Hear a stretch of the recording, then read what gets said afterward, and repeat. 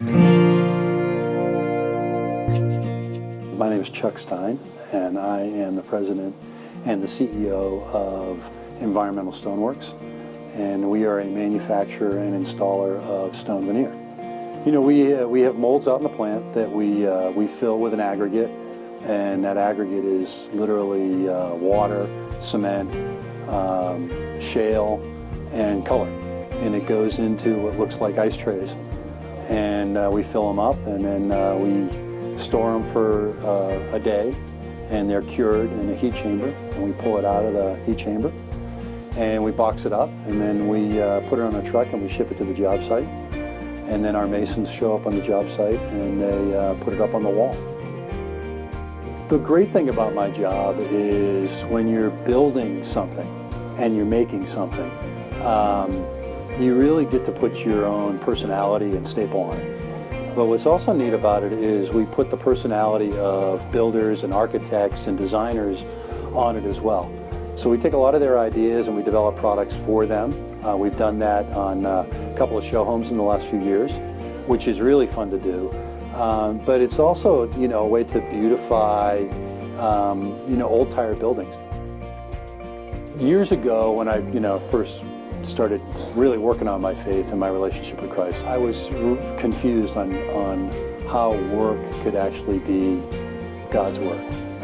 My wife goes to seminary right now, and she's always had the ability and always had the wherewithal to volunteer and devote her time as a stay-at-home mom, either instilling Christ values into our children or into the community. And I've always looked at her work as God's work and my work as a way to provide the resources to allow that to happen. And so it was until probably about a year and a half ago that I started to lean into that a little bit more, of how do I bring my faith into work each and every day. I ran into a couple different books that got me to see that work really is what God created us for. If you think about Adam and Eve in the garden, their job was to work the garden and not to just sit there and have God deliver food on their table every day. God has blessed us each with individually gifts. And I may have a gift of administration or a gift of leadership, but others have this gift of creativity or this gift of artistic capability. And what we want to be able to do is make sure that people can exercise those gifts each and every day. The world tells people something different, right? That it's not about excelling in your gifts and doing what you were created to do. It tells them it's about making the most money. It tells them about being advantaged against your neighbor or against the competition.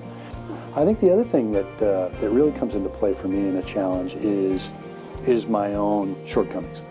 Right, so I have a board of directors, I have a budget that we put together, I have goals and obligations that I've committed to. And so how do you balance the day-to-day and the week-to-week and the month-to-month commitment to achieve those goals and to keep those commitments against making sure that your employees are getting the fullness of what's available to them? We beautify the neighborhoods. When we put stone on a house, we think, and I guarantee we're biased a little bit, but we think the houses look much better with stone veneer, with masonry on it, than those that don't. And I think the market believes that too, because people pay more for those homes. So if you're willing to pay more for it, I think the market kind of confirms that.